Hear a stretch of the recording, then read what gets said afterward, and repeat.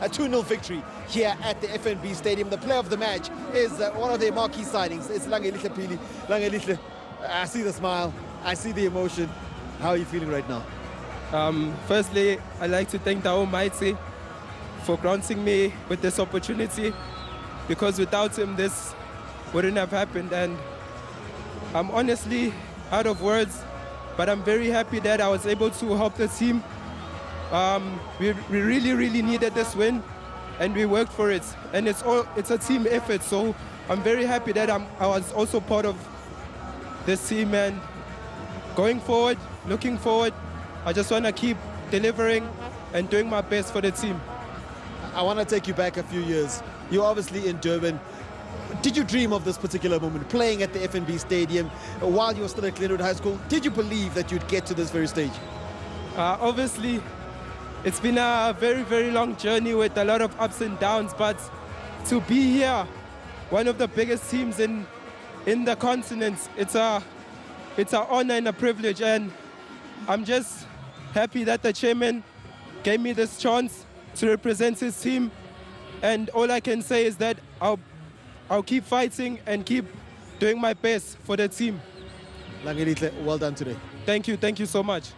Langelihle Pili, they're really happy with this overall performance, and of course, when you look at Kaizer Chiefs, not the greatest first half, but they came out, they changed things up, and they rectified it. Coach Fernando de Cruz joins me now.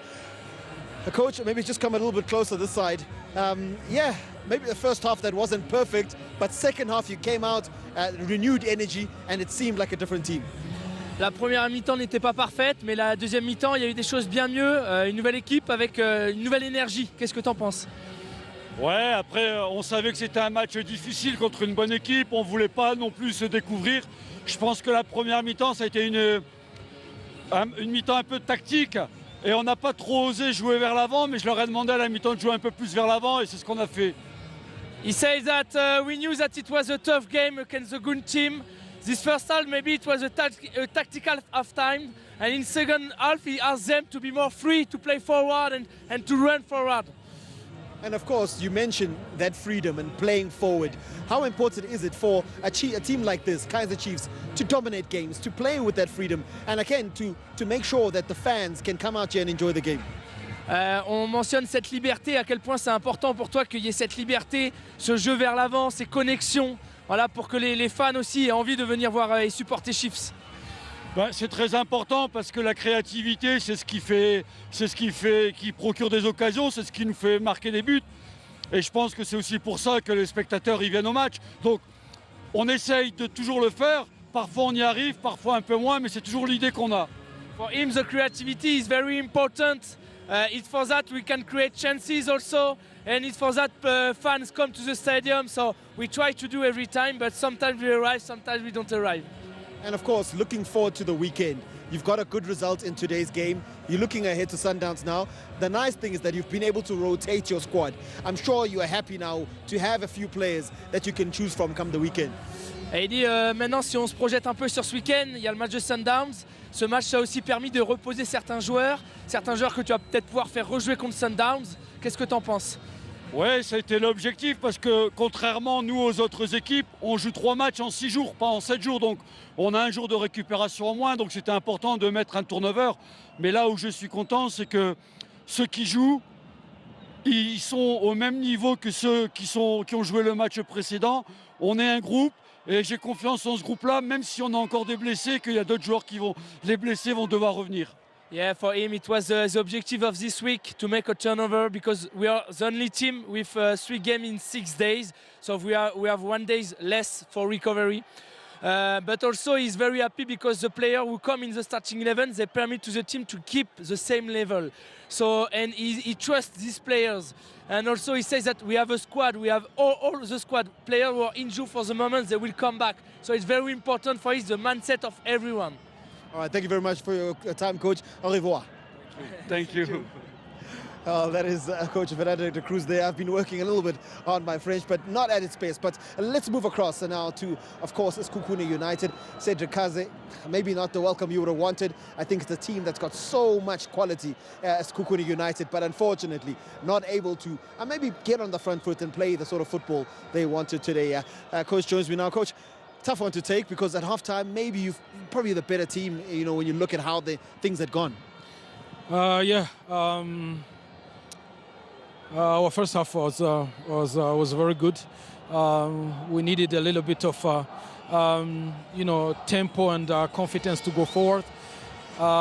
We conceded a goal in the second half, coming from a random action. But as well, I feel like the 120 minutes that we played last game cooked on us. At the end, I feel like by the second half we were a little bit heavy in our reactions, in our thinking. But I'm pretty sure that we will bounce back. Of course, not easy to play so many games at the start of the season in such a quick turnaround time. But of course, looking forward, what do you take from today? What do you take from your early games this season that you can take forward with confidence? I believe that if we put the performance that we put it in the first half, we shouldn't worry a lot for the remaining of the games. But we need to swallow this one. It's hard one to swallow because we started well. We were into the game, and it's a tough loss. But we need to cope with that and look forward. All the best going forward, Coach. Thank you very much.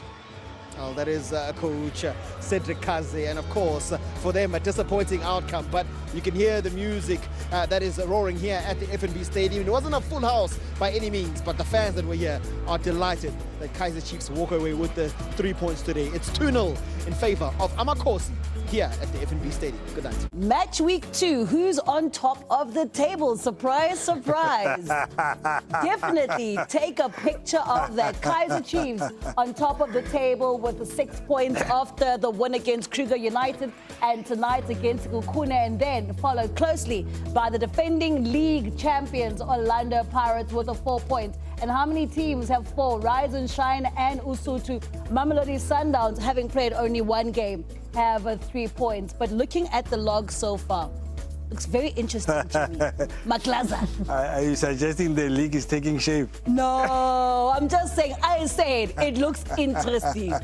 She said the Chiefs fans must take a photograph of that. So Oh, she's suggesting that yes. it's not going to last very long. Oh, That's what I she's said suggesting. you should take a picture of it, not just the Chiefs fans. And at the bottom, we still have newbies in the league, Kaizer United, and of course, that is Durban City. But then going back to the game out at FNB Stadium, where Kaizer Chiefs, Amakhosi, got back to winning ways, especially after the exit from the MTN 8 this weekend at the hands of Golden Arrows, a win that they needed oh so wonderfully. And then you go look at how Kaizer Chiefs got themselves those 3 points on top of the table, and it was Bartman who was magic yet again.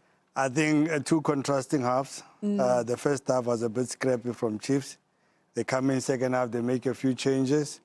And I think Mdu comes in, gets an important goal, Bartman gets a goal, and all of a sudden Chiefs look like they are playing well. But I must say that those chances that they created, the fact that they scored, gave them a bit of confidence to get the second goal. And I mean, when you look at the likes of Bartman, I think it is quite interesting how exactly he got that goal, and then Solomon's with that wonderful assist. But then you mentioned Chabalala also coming off the bench and getting that all-important second one for Kaizer Chiefs. Yeah, obviously Solomon's had replaced Moniani, one of the changes, and he ends up in a very underlapped position, just tucked inside here. And we see this quite often from fullbacks getting into positions of that nature.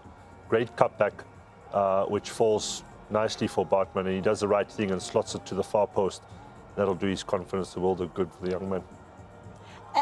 And then for a Kaizer Chiefs side to have this wonderful positive start out of the cup competition, this is a kind of win that they needed. But to also see a Bartman week in, week out, I mean, it has only been 3 games, but really coming out and making sure that he is one of those players that we talk about in every single game. Even in the MTN 8, he was quite explosive, and today again he does the same. Yeah, he does the same, but I think for me the game was more won by the players who came off the bench. You look at the pass there that was slotted through in between. Mdu gets a good run, but it's from where the actual build-up comes from. You look at that pass there, in between the 2 center backs. Mdu was able to pick Shabalala. He does the right thing, keeps his head down. He knows what he wants to do. He picks the spot and just slots that one coolly behind the back of the net. Yeah, this is fantastic from Ndlovu because his body positioning is shaping to spread it out to the left-hand side, and then he suddenly cuts inside, which surprises the Sekhukhune defensive unit, and that ball is fantastic, defense-splitting pass and a classy finish from Shabalala. A classy finish at a time that is so important, especially looking at the game that's coming up on the weekend. We said that they need to get back to this kind of winning ways that they started with Kaizer United.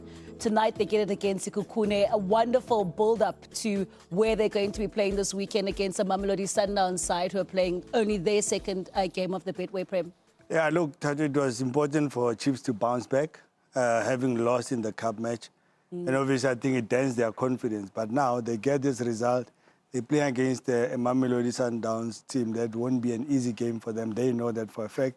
And Sundowns also know that with Chiefs having won, the confidence again is back. So you're playing against teams that have got a bit of good run in the league and wanting to get an extended run. And I think this game came in so early for Chiefs that they get to play Sundowns so early. So I think this result was so important for Chiefs, just for the confidence that they need going to this fixture. I mean, you look at Chiefs back in the top 8, finished at a wonderful position last season. And for 2 successive seasons now, they've started on a positive way. So that also is something that they need to take into account, that we need to have a positive start. And they've done that. I mean, it's only 2 games. And I mean, now you have 3 more games to go off and see how your first 5 go. Yeah, important for them to get some sort of consistency going. Yeah. Certainly in the league, they've done that. He's clearly not afraid to change. 5 changes. Yeah, should anyone slack on the field, they do get replaced. And I think that's also a good message that the coach has to send out early, that should you not pull up your socks, there are players waiting in the wings who are more than capable of taking your spot. And then, gentlemen, I think already we can look at the weekend. This weekend, Kaizer Chiefs, Mamelodi Sundowns, looking at how they've both started. This already has a good precursor, especially seeing how Sundowns played last night against TS Galaxy. Tonight we're seeing Kaizer Chiefs. It's already wonderfully building up to the weekend. Of course, and as I said, that the Chiefs win and Sundowns win yesterday makes this weekend's game to be an interesting one, because Chiefs desperately needed the result so that they go into the Sundowns game with a bit of belief. But Sundowns had to grind the result yesterday against TS Galaxy. So they know that they are also not yet at their best, and they get to play Chiefs so early in the league. So, and I think once you're able to get points so early, it sets the tone for you for the league. Are you saying this is a perfect time to face Mamelodi Sundowns as Kaizer Chiefs? Yeah, I think Jimmy's right, and I think historically, Sundowns when last they win the MTN 8, as an example. Not for the longest time. So they've always been slow starters, and I've put that down to, in the past, the extended run in the CAF Champions League, which has given them very little rest during the break. They've managed that incredibly well, but it just seems that the time, if you want to beat them, it's early on in the season. Early on in the season.